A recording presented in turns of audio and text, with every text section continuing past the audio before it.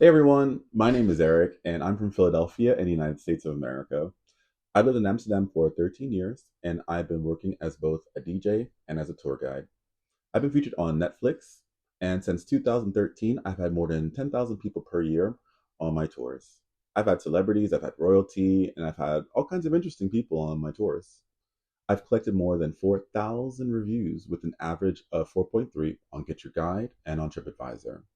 I'm here today to teach you everything that I can. I'm passionate about guiding. I really am. Because it's simply a way to make money based on the talents that I or you already have. It's a way to share my love of this city that I live in with the millions of you that are watching at home. I am multilingual and I have years of classroom teaching and I have years of public speaking experience. And just for you at home, if you don't believe it, entonces yo hablo español, je parle français aussi, bien sûr. Ik spreek ook Deutsch. Ik ken ook Nederlands. And I speak English. I love giving tours and I love to share the culture of the city, but I love it even more for the mental health benefits. I was diagnosed with ADHD and I'm neurodivergent. So this course was meant to reach people who have been told that they cannot hold down a job or that they cannot make any more money because of the limitations that they have. You can do it. Absolutely. Being a tour guide gives you freedom to plan your days the way that you want and to make as much money or as little money as you want. Once you've gained the knowledge, guiding gets really easy and it gets you out of the house. It keeps you busy with the subject that you choose and that you love, and it helps you to talk to people. This creates a positive mindset for life. It was a part of my therapy that I received 4 or 5 years to diminish ADHD symptoms and symptoms of borderline personality disorder. So that's what's in this course. I'm going to go over what a successful tour guide looks like, how you can earn and how much you can earn, how to create your own tour, how to run your tour, what to watch out for, and how to sell your tours online. So let's get into it.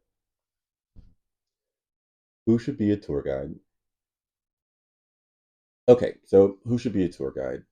The strengths that you need are really simple and they're really learnable. You should be comfortable speaking in public or you should be willing to practice. You should have a passion for whatever subject that you choose. If you know a lot about it and it's easy for you to talk to or talk about it, then it doesn't matter what you look like. People are going to listen to you because they're going to feel your words and they're going to feel your energy. And that wins people over every time.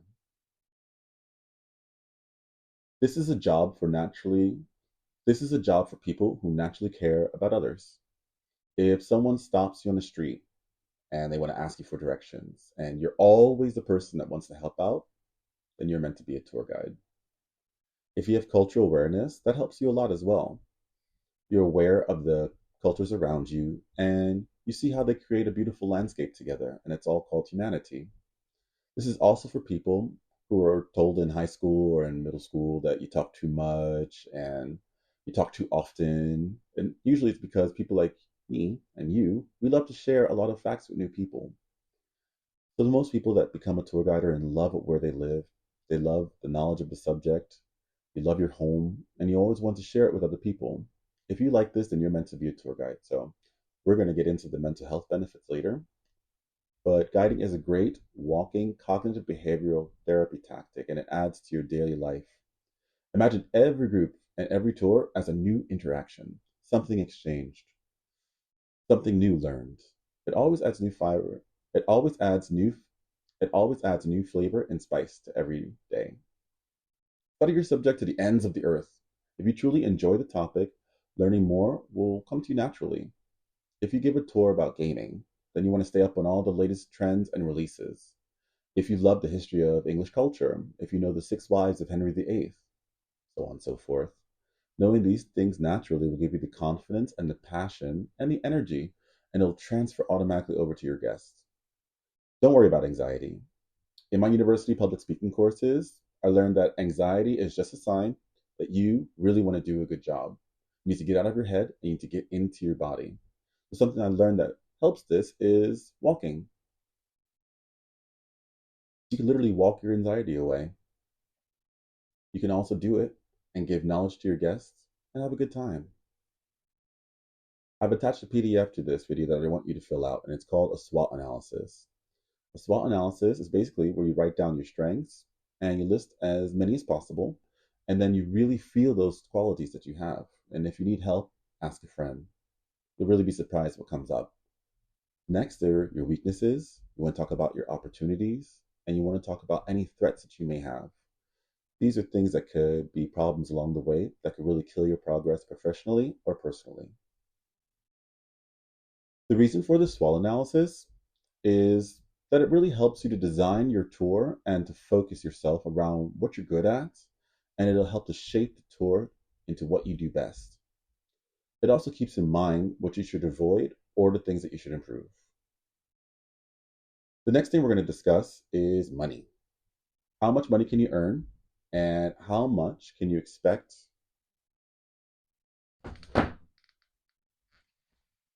Next, we're going to discuss money, how much you can earn, and what you can expect on a day of tours. Video 2, how can I earn and what to expect?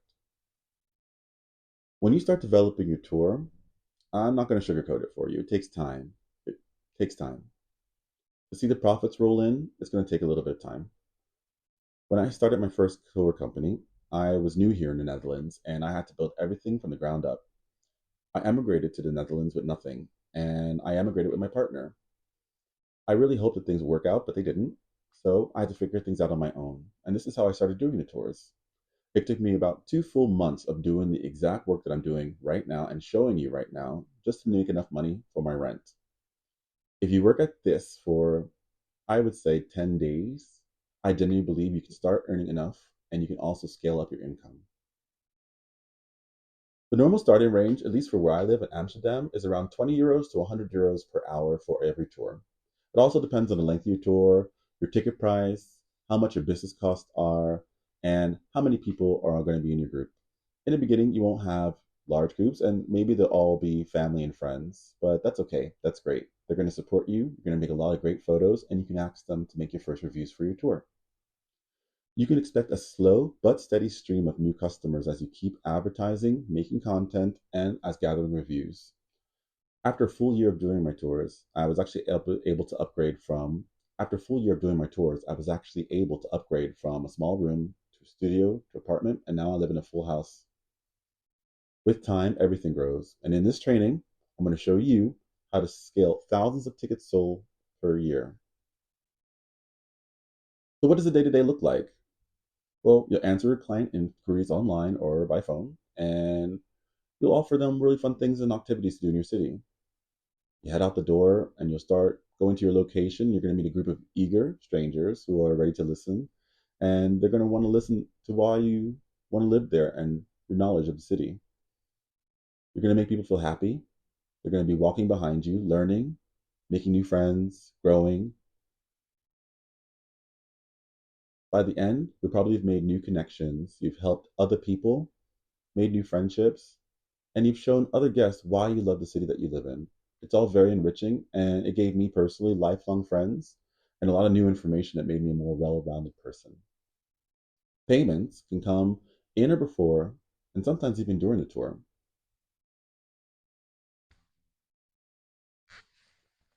Payments can come in before, during, or after the tour. It really just depends on how your tour is set up. I prefer to have my payments before the tour. With this option, it just makes a lot less problems for later on. I've had a lot of weekdays where I've had no tours, and then on the weekends, I can make more than 1,000 euros in a weekend. Payouts can be daily, bi weekly, or monthly, and it all depends on your website and the platform settings that you choose. Speaking of your website, you have to get Speaking of your website, you have to get one in order to get booked.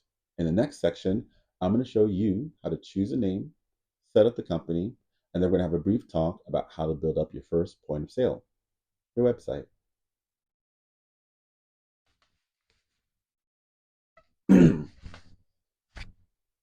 How to create your own tour, how to create your own tour and tour website. Okay, so after we've done the SWOT analysis, after you have chosen a topic for your tour, After you've done some research, you're ready to create your first tour.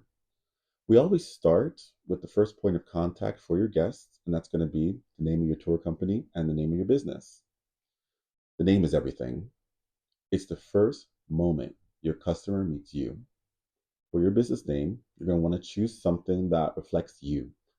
Some people keep it simple, like Paul Smith Tours, or other people use a brand name like Sandeman's or my company, Orani Umbrella Tours. You want to start with something that is punchy, like Kantiki. Choose a name that shows your uniqueness and also that shows your flavor. Now let's name the tour. The title of your tour needs to do three things. It needs to have sales, marketing, and identity. The marketing means that your title is catchy and attention grabbing. Does it make people say, wait, what was that? Does it surprise or inspire? You can do that with one word. You can add legendary, hidden, express, or just simply fun. Sales means Sales means that the title nudges the people to buy. Is it off the beaten path? Do you skip the crowd? Does it create a must buy feeling? Does it spark emotion? Identity means clarity. What's your tour about? And what are the people going to see? What kind of people does your tour appeal to? Here are a few examples from my city: Amsterdam walking tour, hidden gems you can't miss, see more in less time, the Express City walking tour, VIP line access, secret walking tour. These titles stir curiosity, emotion, and wonder, and they can just be used with buzzwords. They catch the eye and they demand immediate attention. If you need some help brainstorming, you can always use ChatGPT, and that's always going to be your best friend for finding new words or new trending words to help you choose a tour. Once you've named the tour, it's time to go ahead and build up the tour material. That's where we're going to go next. Okay, so this is the nuts and the bolts of the tour. After the name, you want to do some deep research. Start with a quick Google search and research your topic. Let's say you want a gardening tour where you visit gardens, unique flower shops, and local monuments. Check whether a company already exists or already offers something similar to what you have. If they don't, then great.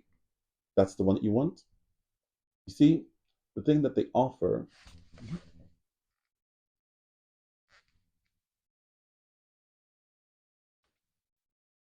tour material. This is the nuts and the bolts of the tour. After you find the name, you want to do a quick research. Start with a quick Google search. You want to really deeply research your topic. Let's say you want to make a gardening tour. You visit gardens or unique flower shops and you see the local monuments around your city.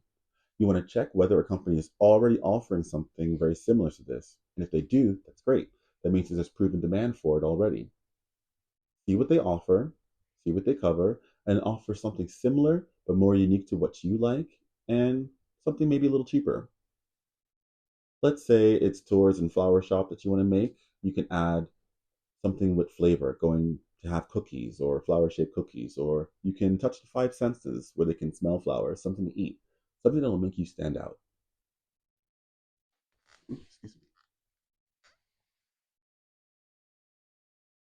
Learn as much as you can from multiple mediums. Don't just watch YouTube videos, you want to read books and every PDF you can find. You want to explore websites, read every pamphlet, turn every page. You want to use every medium that you can to collect information. That turns you into a subject matter expert. A subject matter expert is someone who has done enough research to talk about the topic and they can explain it clearly to a group or on camera in an interview. They can also do it to a classroom, they can do it to any student, and you don't need a degree to do it. It's just a person that has an abundant amount of knowledge. Think of any TV news segment where you see an expert and they have so many background experts that can give out interviews and explain what's going on in any situation. That always adds credibility because they've done the research. So you want to do the exact same research. Choose about 10 to 15 locations that are about 3 to 10 minutes apart by foot. The structure gives you now a 2 to 3 hour walking tour, and it's going to feel linear and very satisfying. I posted a sample map of one of my tours in Amsterdam so you can see how I space out the sites. It shows a logical flow through the neighborhood, the national monuments, and it gives guests a well rounded approach to the world and the city that you're trying to share. Put everything into a logical outline using PowerPoint or the Notes app. Whatever keeps it clear and in the flow. You're telling a story from start to finish. So begin by explaining who you are and introducing the area or introducing what the tour is about. Always mention how long the tour is going to be. And then you want to set expectations. Describe place by place where you're going to go, what each stop is going to do, and then you want to make sure that it makes sense, that you're not going to stop at a hot dog store. You want to make sure that each stop is logical. If you're doing a vegan food tour, well, you don't want to stop at a hot dog store. You want to make sure you keep up with your vegan options. Keep your locations aligned with your story's flow. I prefer the stops that touch multiple senses. For example, we might go to a cafe where you can smell the coffee and you can also drink the coffee and taste it. We'll see big landmarks that are great for photos to take. We'll always finish with a warm goodbye, a hug, or a handshake. When appropriate, authentic human connection helps to seal the experience. With that outline, I personally avoid a word for word script. That's my style. I'm not a robot and I like to talk, especially from.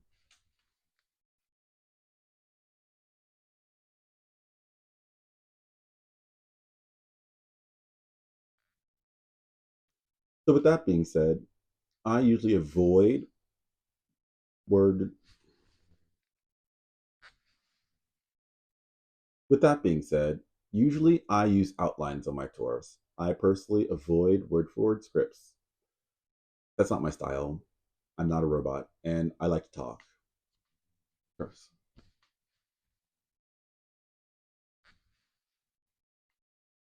With that outline, I With that being said, when it comes down to what you say on the tour, I personally like to use an outline. I avoid using any scripts. That's not my style.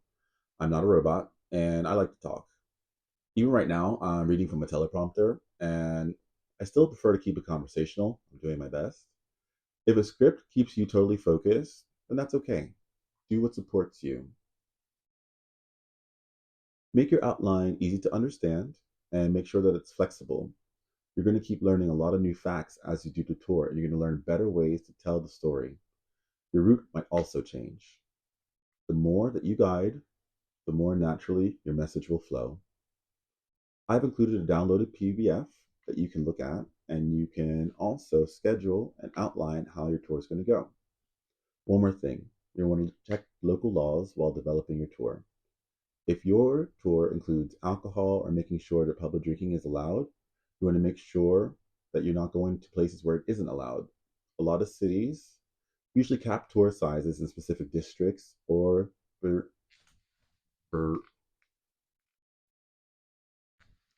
one more thing, local laws.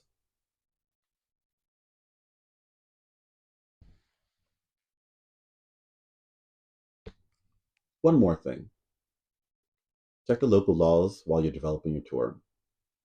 If your tour includes alcohol, for instance, you want to make sure that public drinking is allowed in all the places that you go to on the tour. In a lot of cities, it's actually not allowed, and you also have to cap the amount of people that you have on your tour. Some places will also require you to have a tour guide license or to be registered. Make sure that your route and your group size and your content follows all local rules. Now that you've done this groundwork, we can actually move on to selling your tour. Tour website. For your tour website, it's really important that you want to build something simple but that doubles as a sales funnel. I've included a link to my site so you can scroll and you can have a look and see what a good website looks like. I have a desktop version and I also have a mobile version. You want to focus on the mobile version first. It's 2025 and the vast majority of people are going to be using the internet on their phones. You're probably watching this on your phone right now. So build it for mobile websites. Keep sections simple, easy to read, and uncluttered. Take your guests on a journey, who you are, what your tours offer, why they should book you, and a clear call to action. Ergo, book now. From start to finish, your website should show your logo and branding. It should also have a short description of who you are, what you offer, strong photography, landmarks in your city, happy groups that you're guiding, and you want to show basically your social proof. If you have any reviews, you want to show all the scores. You want to show clients if you have any recognizable clients. You also just want to make sure that if you don't have any clients yet, everything will happen. Remember from the movie Field of Dreams, if you build it, they will come. Personally, I started with 5 or 6 groups, and then I had nothing. Then I had corporate bookings that came in from brands like Audi, Adidas, Delta. That was actually my favorite airline. And I showcase these logos proudly on my website because that's my social proof. That makes me also a subject matter expert. That makes me also a subject matter. That makes me. That makes me also a subject matter expert. Reviews are crucial. They're going to be your lifeline for showing past guests how they felt. Reviews are crucial. They're your lifeline for showing past guests how they felt. You want to be diligent about collecting reviews, and you want to give the best service you can so you can earn 5 stars. Now, I mentioned earlier that I have an average of about 4.3 stars with thousands of reviews and more than 10,000 guests coming per year. Consistency at that scale inspires people to buy. You want to make sure you include info about your tour topics. Write short articles or blog posts. Share interesting links that you find. Offer free value. That's going to help the visitors get to know you, and it's also going to build confidence in them before they book. I'll make another in-depth building. I'll make another in-depth I'll make another in-depth video on building a tour website, but this is a broad overview of the things you want to include in your tour website.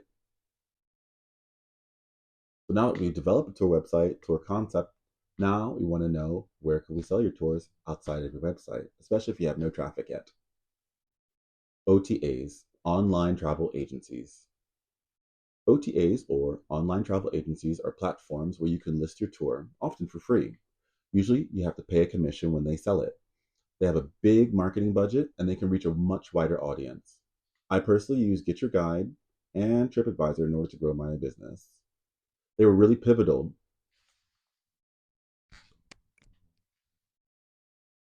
I personally use Get Your Guide and TripAdvisor in order to grow my business. They were really pivotal in me reaching those 10,000 per year guests.